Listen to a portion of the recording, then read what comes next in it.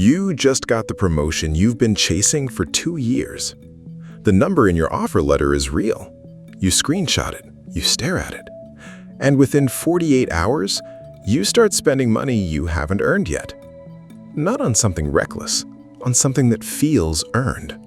A watch, a nicer apartment, a car that matches where you're going.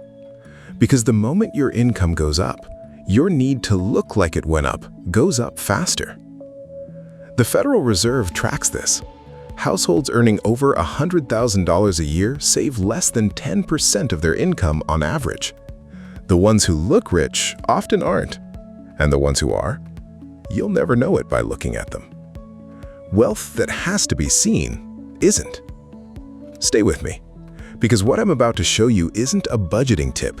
It's a pattern hiding in plain sight that separates the people who build real wealth from the people who perform it.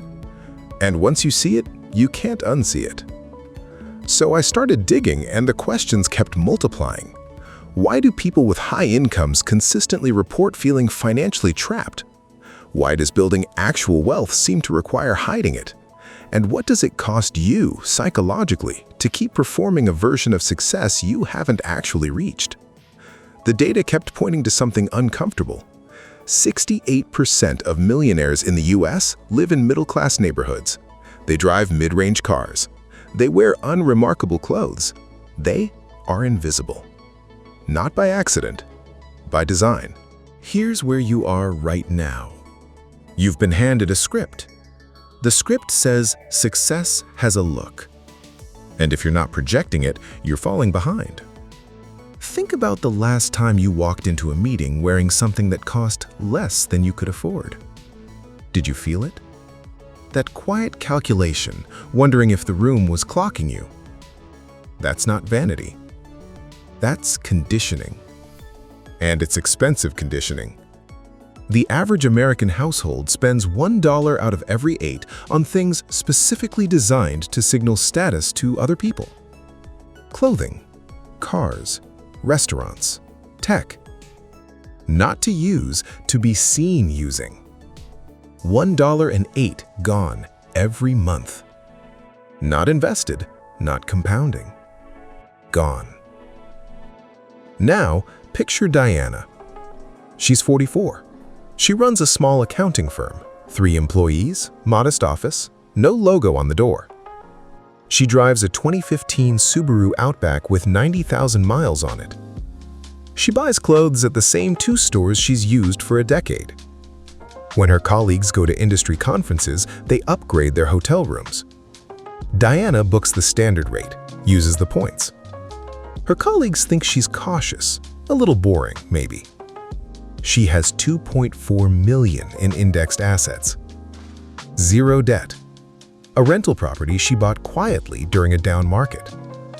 Nobody knows. She didn't tell them. She didn't need to. And then there's you, if you're honest with yourself. You don't have Diana's balance sheet, but you might have Diana's income, maybe even more. So what's the difference? It's not discipline, not intelligence. It's what you do the moment money lands in your account. Behavioral economists call it lifestyle inflation. The cleaner name is the treadmill. The more you earn, the more your baseline rises.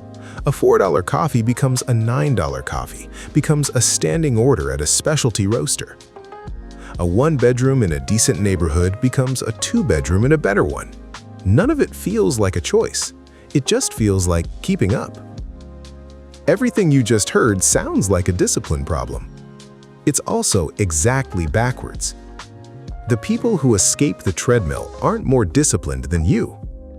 They're operating on a completely different set of rules. The rules nobody wrote down for you. And I need you to see the number that proves it, because once you see it, the myth falls apart. In 2023, the average American household income crossed $80,000 for the first time. The average net worth of that same household? $192,000. That sounds decent until you strip out home equity. Remove the house, remove the car.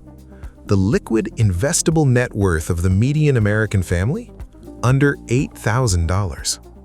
An $80,000 income, $8,000 of real financial cushion. That's not a spending problem. That's a system designed to look like one. You're not behind because you're lazy. You're not behind because you made bad choices. You're behind because the system is designed to convert your income into visibility, not ownership. Wealth that has to be seen isn't, and visibility costs everything. The problem was never your spending, it was the math underneath it, and the math is uncomfortable. The visible and the invisible don't just have different bank accounts, they have different relationships with other people's opinions. That's the part most personal finance content will never tell you, because it's not about the money. Let me show you what that actually looks like. Most people get a raise and signal it. New car, new apartment, new wardrobe. The relief of having arrived. And then they spend the next decade funding that arrival every single month. The lease, the rent increase, the subscription stack. Diana did the opposite. She didn't change the car, didn't upgrade the apartment. She routed the difference somewhere no one could see. Index fund, emergency reserve, a down payment account she told nobody about. Her lifestyle didn't move, but her position did. Silently, compounding, every month. Signaling it feels better in the short term, every single time. There is no dopamine hit in a brokerage account. Nobody compliments you on your emergency fund. Nobody asks about your index portfolio at dinner. But here's what they also don't ask. Are you up at 2 a.m. running the numbers again? Can you cover this month if the deal falls through? Do you feel like you own your life? Or are you just renting it? Diana doesn't get asked those questions. You do. The gap between Diana and you isn't intelligence. It isn't income. It's a single decision she made, probably quietly, without announcing it to anyone, about whose approval she was building her financial life for. She stopped optimizing for the room and started optimizing for the future. When you optimize for the room, every raise becomes a new ceiling. Every promotion funds a new image. You're always almost there. When you optimize for the future, every raise becomes a gap. The gap between what you earn and what you need to look like you earn. You close that gap quietly, every month. So here's what you actually have. You have an income, maybe not Diana's, maybe more. You have a gap right now between what lands in your account and what you actually need to survive. That gap is the asset, not the salary, not the title, not the number on the offer letter. The gap. What you do with it in the next 6 months will be more important than any raise you'll get in the next 5 years. Not because the amount is huge, because of what it trains your brain to do with money when the amounts get larger. Remember that moment, right after the promotion. The screenshot, the stare, the 48-hour spending urge. That feeling was real. You'd earned something. But what you were about to spend wasn't just money. It was optionality. The freedom to say no to a job that's killing you. The ability to absorb a bad month without panic. The capacity to help someone else without checking your balance first. Wealth that has to be seen isn't. The version of you that nobody sees coming, that's the one who gets to choose.